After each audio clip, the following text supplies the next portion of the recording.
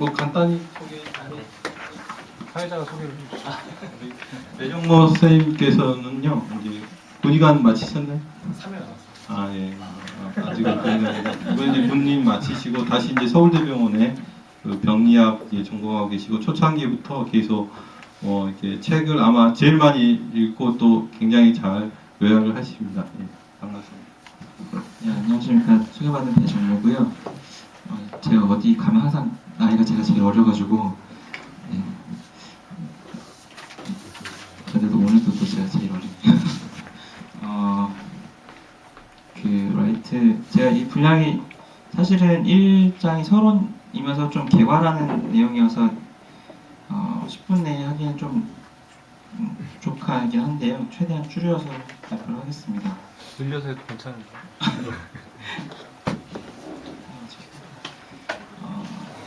이제 총 시리즈 중에 이제 네 번째 책이고 서문하고 네, 1장이고요.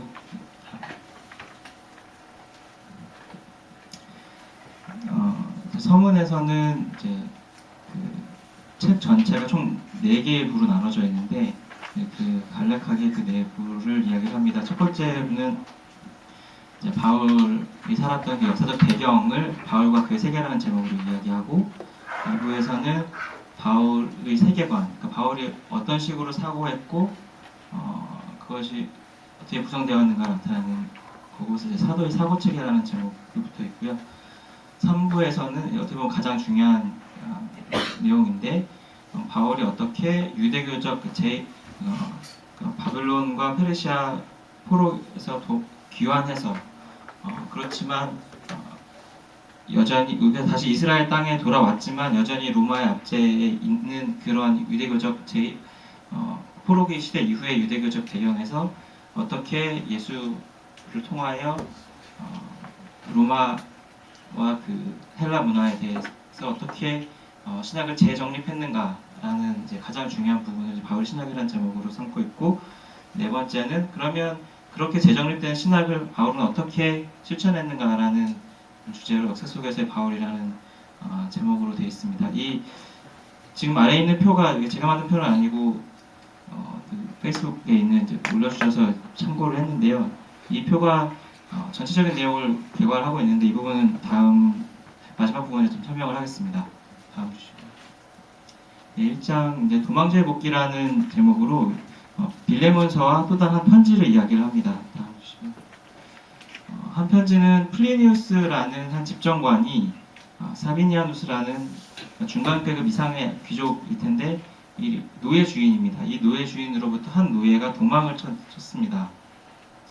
그래서 이 플리니우스가 이 도망친 노예를 잘 타일러서 되돌려 보내니 네가 너무 혼내지 말고 이제 데리고 있으라라는 이제 그런 권면을 하는 내용인데 근데 보면 사비니우스가 이 플리니우스의 그 권면을 거절할 수 없습니다. 왜냐하면 당시에 집정관이라는 로마 최고의 권력자였기 때문이죠.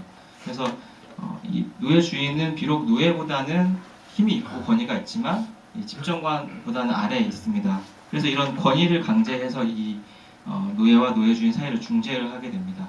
여기서는 우리가 그 당시에 이러한 유계적인 질서가 신분 질서가 있었고 이 플리니우스는 이 신분 질서를 이용해서 이 상황을 중재하는구나 라는 걸 알 수 있는데 이것이 당대의 세계관이었다면 빌레몬서에서는 다른 이야기가 나옵니다. 감옥에 갇혀있는 사도인 바울은 오네시모라는 도망 나온 노예를 빌레몬에게 다시 돌려보냅니다.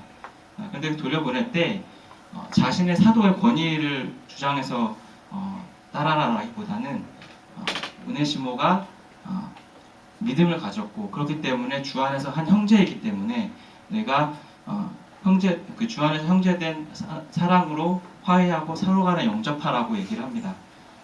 그래서 여기서 나타나는 중재의 메커니즘은 이런 권위나 신분 질서의 강제가 아니라 사랑 안에서의 교제, 동역, 우리가 교회에서 흔히 얘기하는 코이노니아라는 개념이 여기서 사용됩니다. 그렇다면 그 당시에 철저한 신분 질서를 가지고 있던 세상에서 어떻게 노예와 주인이 하나 되느냐, 어떻게 노예와 주인이 형제라고 부를 수 있느냐, 그렇게 새로운 삶의 방식이 어떻게 해서 나타났고 그 삶을 뒷받침하는 어떠한 사고방식이 있었는가라는 것이 이 빌레몬서를 이해하는 데도 매우 중요한 주제이고, 또한 이 내용이 이 책 전체에서 톰라이트가 말하고자 하는 바입니다. 다음 주십시오. 이제 빌레몬서를 접근할 때, 그리고 다른 바울 서신들을 접근할 때 접근해야 되는 태도를 이제 이야기를 하는데, 어떠한 일이, 무엇이 그런 일을 가능하게 한 것인가에 대한 원동력, 그리고 이 일을 가능하게 한 그리스도는 과연 어떠한 인물이었는가, 그리고 이 그리스도를 통해서 나타난 일인 어떠한 세계관을 드러내고 있는가, 그 세계관의 내용에 대해서 얘기하고 있고, 그럼 이러한 세계관은 그 당대의 유대 세계, 그리고 그리스 로마 세계와 어떠한 유사점이 있었고 어떠한 차이점이 있었는가에 대해서 접근을 해야 그 본문의 내용을 제대로 이해할 수 있습니다. 다음 주십시오. 이 부분은 세계관에 대한 내용인데요. 이 부분은 뭐 자세히 설명하기는 그렇고, 우리가 흔히 이제 신학은 어떠한 이제 사고 체계를 얘기하고, 역사는 어떤 이 신학의 실천으로서 어떻게 이해할 수 있는데, 그 기저에, 그 배후에 있는 것이 세계관입니다.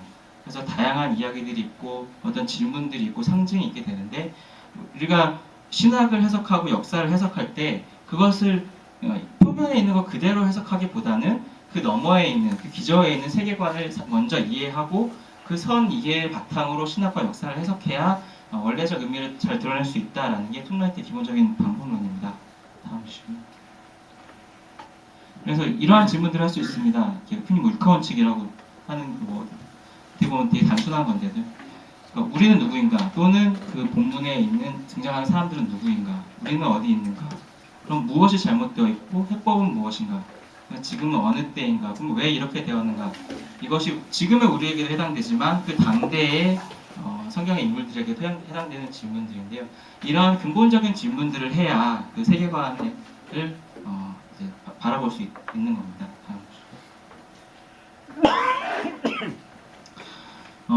그래서 잠깐 좀 점프를 하는데요. 이제 이러한 그 바울 서신에 나타났던 세계관들이 이제 쭉 신학적으로 해석해 오면서 종교개혁을 거치면서 크게 두 가지 흐름으로 나뉘게 됩니다. 하나는 흔히 우리가 이신칭이라고 쉽게 설명하는 그런 개념인데, 우리는 용서받을 수 없는 죄인이고, 그 죄인이 우리를 위해서 하나님이 예수 그리스도를 그러니까 주권적인 은혜로 하나님을 예수 그리스도를 보내셨고, 그래서 우리가 속죄됐고, 그것을 믿음으로 말해서 우리가 의롭게 된다라는 그런 개념입니다. 그게 매우 어떻게 보면 유사하지만 조금 개념적으로 다른 방향에 있는 것이, 이러한 그 법정적인 개념보다는 우리가 하나님과 불화했던 우리가 예수 그리스도를 통해서 하나 된다, 예수 그리스도와의 연합을 강조하는 것이 칼빈을 중심으로 한 개혁파 신학이고, 그것이 이후에 역사적 예수의 연구에 있어서 슈바이처나 샌더스에게 영향을 주게 됩니다.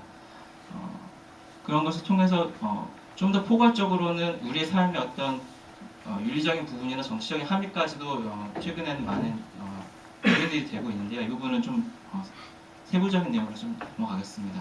다음 주시고요.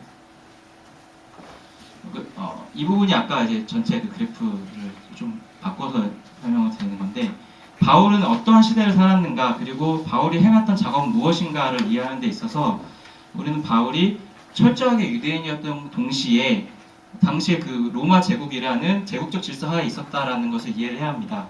그래서 당시의 유대 문화는 하나님은 한 분이시고 그 하나님은 우리의 하나님, 유대인만을 위한 하나님이다라는 것이 유의신론과 선민사상입니다. 그리고 우리는 하나님이 택하셨기 때문에 우리가 거대한 왕국을 이루고 우리가 행복해야 되는데 행복하지 않습니다.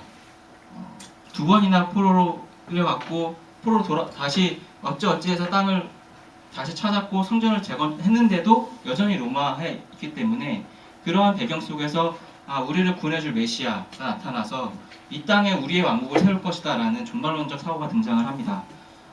이러한 배경 속에, 이러한 유대적 배경이 있었고, 또한 반대로 그리스 로마의 그 수많은 신들, 만신전으로 대표되는 그러한 수많은 신들을 숭배하는 그리스 로마의 문화, 그리고 신격화된 황제를 숭배하는 제국적 질서가 있었고, 또한 흔히 이제 플라톤으로 대비되는 우리의 눈앞에 보이지는 이 세상은 속된 것, 가짜, 그림자이고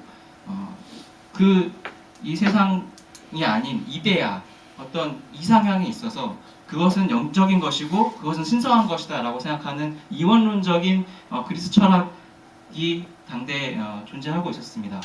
이러한 배경 속에서 바울은 어떤 작업을 한 것이냐,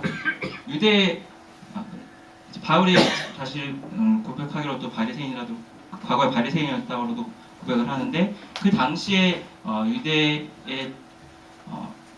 많은 사람들이 가지고 있던 그 신학 체계는 신은 하나다. 그런데 그 신은 우리 하나님이다.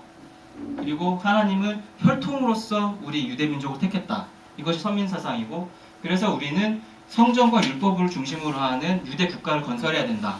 그것이 우리의 목표다라고 생각을 했습니다.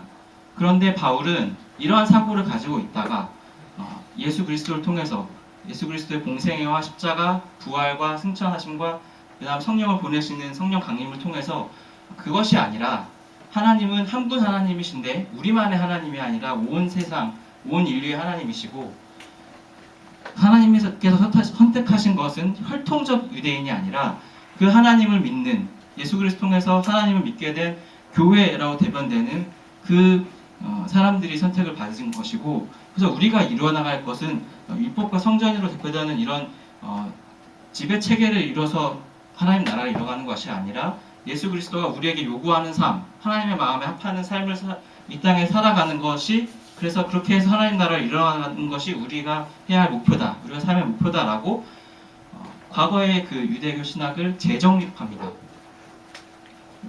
어떻게 보면 이 내용이 가장 톰라이트의 사본을 전체 핵심하는 내용이고요. 다음 보시죠. 이렇게 짤막하게 그럼 우리가 이 역사적 작업을 어떻게 해야 하느냐, 성경을 대할 때 그래서 역사와 석의 적용이 조금씩 의미가 다릅니다. 역사는 그 본문을 대할 때 실제로 무슨 일이 있었는가에 대한 해석이고, 석의는 그렇다면 그 일은 그 당대의 사람들에게 어떠한 의미였겠느냐라는 걸 얘기합니다. 그리고 적용은 그 사건이 그 시대의 사람들에게 그러한 의미였다면 우리는 그것을 어떻게 해석하고 어떻게 삶 속에 구현해 가야 되는가 하는 것이 적용입니다. 그런데 역사를 대할 때 그 당시의 사람들의 세계관과 우리의 세계관은 다릅니다. 그리고 그 당시에 그 문자가 기록이 많이 남아있지 않고 유물이 또 많이 남아있지 않습니다. 그렇기 때문에 역사를 연구하는 사람들은 많은 한계에 부딪히는데, 이러한 그 상황 속에서 역사를 대하는 사람들은 크게 세 가지의 태도를 대할 수 있습니다. 첫 번째는 그냥 있는 것 그대로가 그대로 사실이다라고 믿는, 어떻게 보면 순진한 실제론입니다. 그에 반해서 우리가 가진 것이 너무 없기 때문에 어떤 사람이 해석을 한다면 그 해석을 하는 사람의 의도가 그 해석에 반영되는 것 뿐이다. 그래서 어떤 것도 해석에 우선성을 줄 수 없고 그냥 네가 그렇게 생각하는 거다라는 것이 어떻게 보면 판원주의적인 입장입니다. 그에 반해서 톰라이트가 취하는 입장은 비록 제한된 자료들이 있고 우리가 그 시대를 온전히 이해할 수는 없지만 그 사람들이 가지고 있던 세계관을 차근차근 이해하고 그 세계관에 근거해서 본문을 해석한다면 어느 정도 실제 근사하게 접근할 수 있다는 것이 비판적 실제론입니다. 이건 어떻게 보면 일반적인 자연과학이나 사회과학에서 통상적으로 쓰는 방법을 역사와 신학이라는 분야에 적용한 건데요. 근데 이걸 해석함에 있어서 판단 기준을 제시하는데, 자료를 최대한 많이 수집을 하자. 그리고 수집을 하는데 최대한 단순하게 결론을 내릴 수 있어야 하고, 거기서 얻은 결론이 이러한 세부적인 주제나 세부적인 구절 외에 다른 부분에 있어서도 폭넓게 적용될 수 있어야 한다라는 판단 기준을 제시를 합니다. 다음 주시고요. 마지막으로 이제 왜 빌레몬서 얘기를 꺼냈느냐, 자기가 하는 것이 바울이 빌레몬과 오네시모를 중재하는 것과 같은 작업이라고 이제 얘기를 하는 겁니다. 노예 주인인 빌레몬은 어떻게 보면 정통주의 신학, 바꿔 말하면 이제 조직 신학이라고 얘기를 할 수 있는데요. 현재까지의 조직 신학은 어떤 그 관념적인 사변적인 체계에 근거했습니다. 그래서 어떤 이원론적인 태도를 취했고, 예수를 이 땅을 살아간 사람으로서가 아닌 삼위일체 하나님의 제2격으로서의 신성을 강조를 했습니다. 그리고 칭의 의롭게 된다는 것이 순전히 우리가 죄사함을 받는 것에 맞춰져서 법정적인 개념으로 이해를 했습니다. 그러니까 너는 죄 없다 판결받는 것.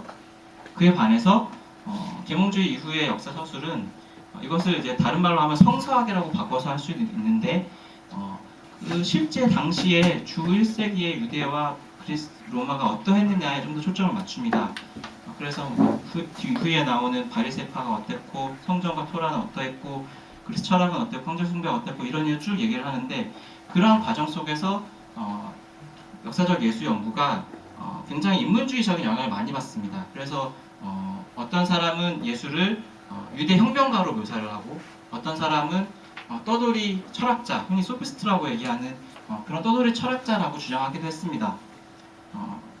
그렇다 보니까 이제 보수주의적인 또는 복음주의적인 기독교로부터 서서 예수가 굉장히 자유주의다라고 이제 비판을 받았던 부분이 있습니다. 또 한편으로는 이런 법정적 개념보다는 실제 본문을 살펴보면 예수가 하나님과 단절된 우리 인간을 그분의 십자가 부활을 통해서 화해시켰다, 하나 되게 했다라는 의미가 좀 더 강하다라고 성서학에서는 이야기를 합니다. 그런데 이러한 대립이 한 2, 3세기 정도 지속이 되었는데 톰 라이트는 아까 말했던 비판적 실제론에 근거한 명명하기로는 두터운 묘사라고 하는데 굉장히 많은 자료들을 폭넓게 검토하면서 이것을 통합하는 새로운 관점 또는 신선한 관점이라고 얘기해서 이제 그 언약 아담으로부터 아브라함, 다윗 이렇게 쭉 이어지는 언약에 근거해서 하나님 나라를 예수가 완성을 했고 그 완성된 하나님 나라에 우리를 하나님의 백성으로 부르셨다라고 얘기하는 전체적인 이야기를 통합하고자 하는 게 톰 라이트의 작업입니다. 100번 이상 마치겠습니다.